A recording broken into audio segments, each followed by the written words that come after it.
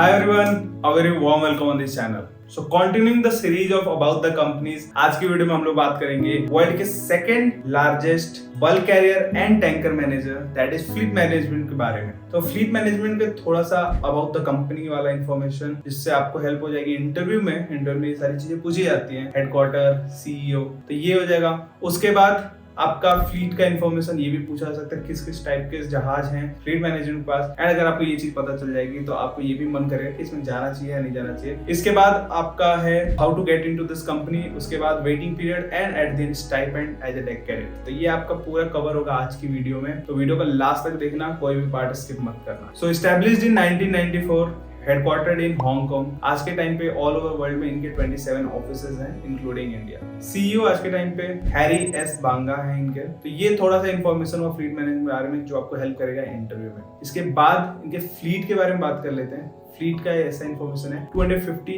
Bulk carrier, 150 tankers, 105 इनके chemical tankers plus gas carrier है including. उसके बाद है आपका 80 container vessel and then 10 ro ro या फिर कार कैरियर वेसल है इनके पास। In total they are managing around 650 vessels. ये सारा इन्फॉर्मेशन उनके वेबसाइट पे भी मिल जाएगा, आप नीचे जाके क्लिक कर सकते हो, वेबसाइट के लिंक पे दिया हुआ है, वहां पे जाके आप सारी चीजें पढ़ सकते हो एंड इवन फ्लीट के बारे में अंदर से भी पढ़ सकते हो, वहां पे पूरा इन्फॉर्मेशन आपको मिल जाएगा। This was complete information about fleet and according to their website आज के टाइम पे they are world second largest bulk carrier and tanker manager. तो बात होगी अबाउट द कंपनी थोड़ा बहुत एंड इनका फ्लीट के बारे में। Now let's talk about how to get into this company.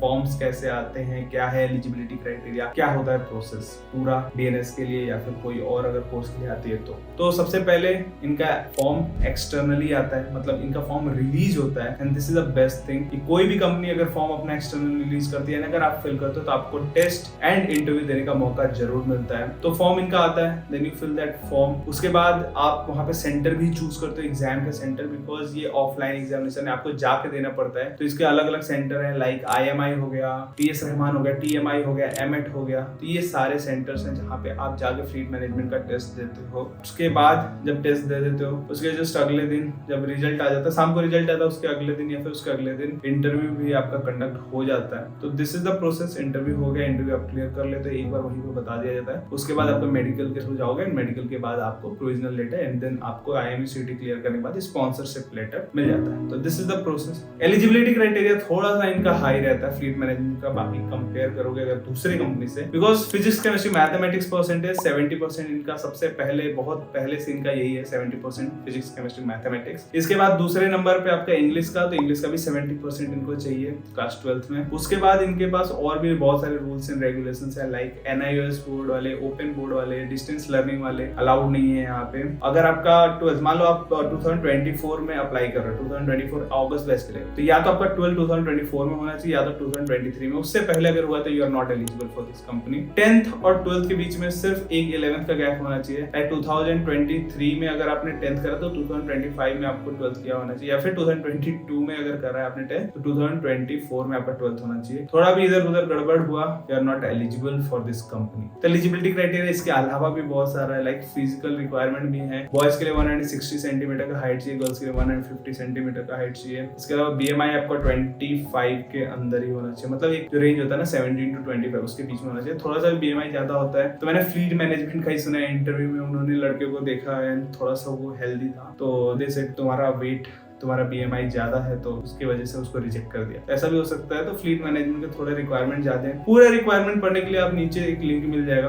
वहां पे जाकर क्लिक करोगे तो आपको वहां से पढ़ने को मिल जाएगा, या फिर आपको स्क्रीन पे भी पूरा एलिजिबिलिटी क्राइटेरिया दिख रहा होगा। तो ये है पूरा एलिजिबिलिटी क्राइटेरिया एंड ये प्रोसेस। फॉर्म एक्सटर्नली आता है, आराम से फिल करो।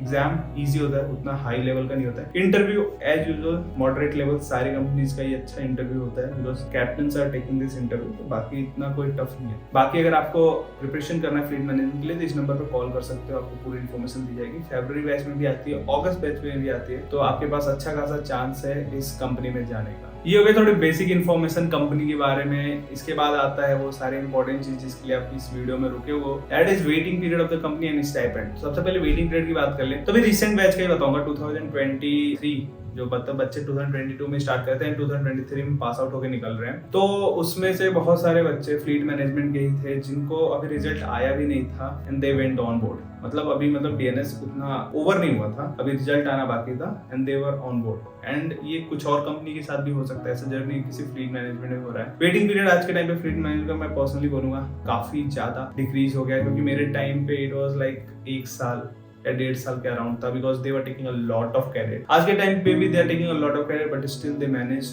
To reduce the waiting period and ये काफी अच्छी बात है।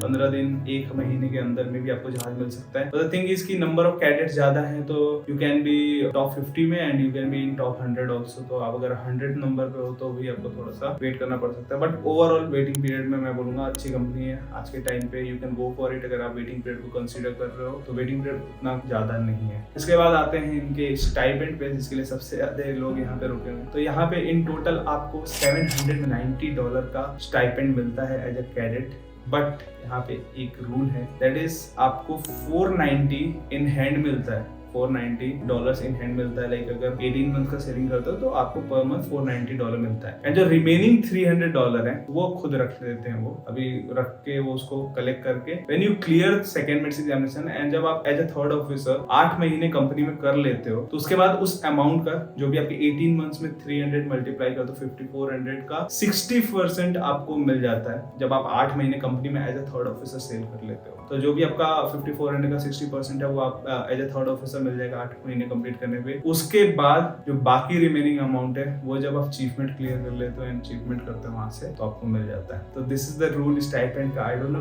क्यों है, बट इट इज लाइक कि आप उस कंपनी को छोड़ के ना जाओ, आई थिंक इसीलिए। बट इतना कुछ ज्यादा अमाउंट है नहीं अगर कंपेयर किया जाए बाकी कंपनीज के सैलरीज के साथ। तो मतलब अगर कहीं आपको और अच्छी सैलरी मिल रही है तो definitely will go for it. तो ऐसा है, बट देखते हैं, आपके ऊपर है आप छोड़ के जाते हो कि नहीं, आपको कैसा हॉस्पिटैलिटी मिलता है इधर ऊपर ऑन बोर्ड, कैसी फैसिलिटीज मिलती है। फैसिलिटीज वाइज भी मैं बोलूँगा काफी अच्छी है, इतना मैं बेकार नहीं बोलूँगा, बिकॉज मोस्टली इंडियन क्रू ही मिलता है, इंडियन आपको खाना सब कुछ मिलता है, तो काफी सही है। वाईफाई का थोड़ा इशू है because this is a management company. तो मैंने बताया था कि मैनेजमेंट कंपनी में यही प्रॉब्लम है कि अलग अलग ऑनर्स का होता है एंड ऑनर्स के जहाज पे डिपेंड करता है कि ऑनर कितना वाईफाई देते हैं। तो फ्लीट मैनेजमेंट इसमें कुछ नहीं कर सकता, ऑनर जो भी प्रोवाइड कर रहे हैं वो आपको मिलेगा। तो इसकी वजह से वाईफाई कहीं आपको 200 MB पर महीना मिल सकता है, कहीं आपको 100 MB मिल सकता है, कहीं पे 1 GB मिल सकता है, तो डिपेंड्स ऑन द ऑनर। तो ये एक ही मेरिट है फ्लीट मैनेजमेंट का। तो ये रहा पूरा इन्फॉर्मेशन। आई होप आपको फ्लीट मैनेजमेंट का पूरा ओवरव्यू मिल गया होगा कि जाना चाहिए या नहीं जाना चाहिए। एंड अगर इसके अलावा कोई भी और डाउट आए तो just put in the comment section, definitely I try to reply you there only. And इसके बाद कौन कौन सी कंपनीज पे आपको वीडियो चाहिए तो just put in the comment section. I hope आपको वीडियो अच्छी लगी तो just give it a like and please subscribe this channel and press the bell icon, ताकि कोई भी अपडेट आए तो मैं इस चैनल पर आपको दे सकूं।